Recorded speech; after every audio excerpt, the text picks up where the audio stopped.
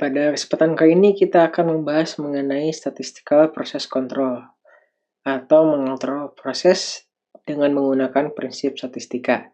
Lalu apa pembahasannya? Mari kita telusuri di ruang tanya.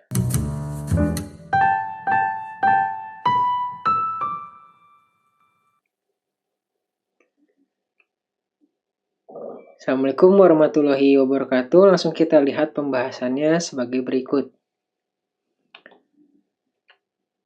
Jika sebuah produk ingin memenuhi atau melebihi ekspektasi pelanggan, pada umumnya produk tersebut diproduksi pada proses yang stabil dan dapat berulang. Lebih spesifiknya, proses tersebut dapat dioperasikan dengan menghasilkan variabilitas yang kecil di sekitar target. Ya, kata kuncinya variabilitas. Nah, statistical process control merupakan sekumpulan alat bantu pemecahan masalah untuk mencapai proses yang stabil dan meningkatkan kapabilitas proses melalui pengurangan variabilitas. Ya, jadi kualitas itu variabilitas yang kecil. Bagaimana cara agar variabilitasnya kecil? Itu menggunakan statistical process control salah satunya ya. Nah, statistical process control ini terdiri atas beberapa sekumpulan alat bantu ya. Dan beberapa yang kita kenal itu disebut dengan Magnificent Seven yang terdiri dari histogram, check sheet, Pareto, cause and effect diagram, defect concentration diagram, scatter diagram, dan control chart. Kita akan bahas satu persatu secara umum terlebih dahulu, dan nanti pada beberapa episode selanjutnya kita akan berfokus pada control chart. Mari kita bahas Magnificent Seven dimulai dari histogram. Ini biasa kita lihat ya. Bentuknya seperti ini, di mana sumbu X-nya misalnya karakteristik dari material yang kita uji. Kasus ini adalah ketebalan metal.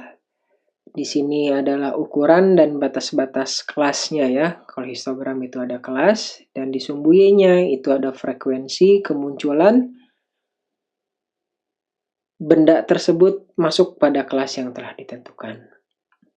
Nah, itu adalah histogram. Selanjutnya adalah check sheet. Di sini kita punya partnya, gitu ya. Check sheet ini untuk ngecek ada defect nggak di sebuah part. Part yang kita cek di sini adalah TAX41. Di bagian sini itu adalah jenis-jenis defect-nya, dan di bagian sini adalah waktu data tersebut diambil. Sebelah sini adalah total defect yang sesuai dengan ya barisnya ya.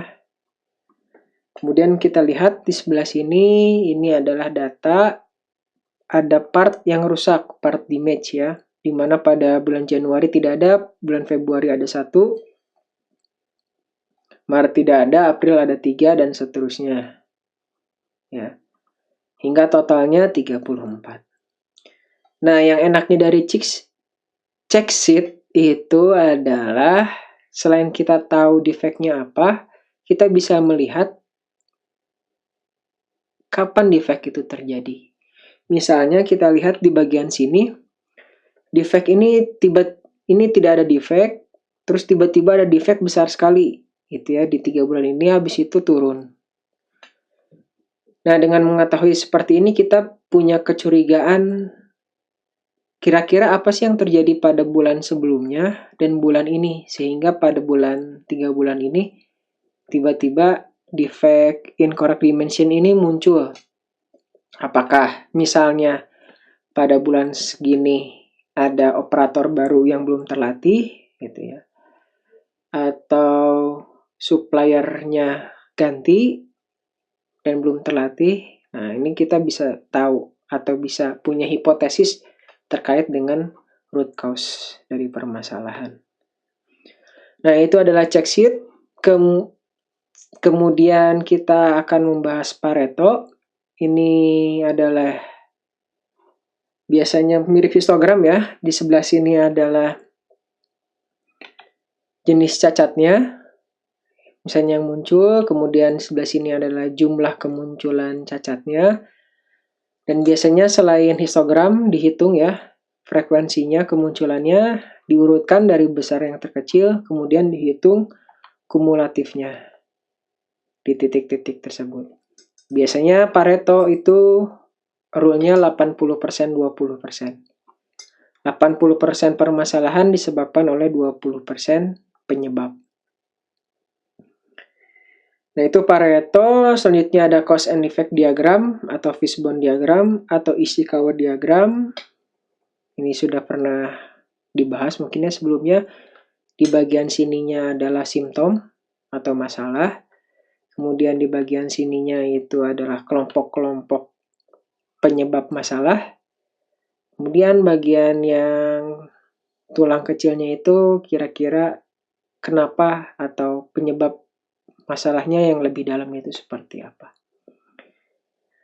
Nah, itu adalah cause and effect diagram. Selanjutnya adalah defect concentration diagram. Nah, ini kita punya gambar lemari es lah ya. Di sini yang warna abu itu menunjukkan bahwa di bagian yang warna abu ini ada defect. Jadi di sebelah sini ada defect, sebelah sini ada defect, sebelah sini defect, dan defect. Dan di sini juga ada di ujungnya defect. Di bagian atas tidak ada defect. Nah, mungkin kita bisa menganalisis atau berhipotesis, oh material handlingnya mungkin talinya di tengah sini jadinya bergesekan. Oke, sehingga defectnya hanya ada di tengah saja. Mungkin bagian depannya terbentur, jadinya ada defect. Tuh, jadi defect concentration diagram bisa membantu kita membuat hipotesis terkait dengan root problemnya atau root cause-nya. Kemudian scatter diagram, ya ini kita memetakan titik-titik di mana misalnya reclaim flux-nya ini sekitar 6, metal recovery-nya ini sekitar 70 gitu ya di data. Kalau misalnya ada korelasinya tinggi gitu ya, mungkin ada hubungan sebab akibat. Walaupun belum tentu ya. Karena korelasi itu belum tentu causality, hubungan sebab akibat. Tapi kita bisa punya hipotesis bahwa misalnya meta recovery itu disebabkan oleh reclaim flux. Bisa seperti itu. Nah, kemudian control chart nanti yang akan kita bahas mendalam. Kita bahas dulu sekilas. Di sini ada lower control limit, ada center line, dan kemudian ada upper control limit. Ya, ini akan kita bahas mendalam di episode-episode selanjutnya ya. Ya, itu pembahasannya mengenai statistical process control dan Magnificent Seven. Lalu apa yang bisa kita bungkus pada kesempatan kali ini? Barang yang berkualitas diproduksi pada proses yang stabil dan dapat berulang dengan variabilitas yang kecil. Untuk mencapai hal tersebut, statistical process control dapat digunakan yang terdiri atas the seven magnificent. Terima kasih, mudah-mudahan bermanfaat. Wassalamualaikum warahmatullahi wabarakatuh.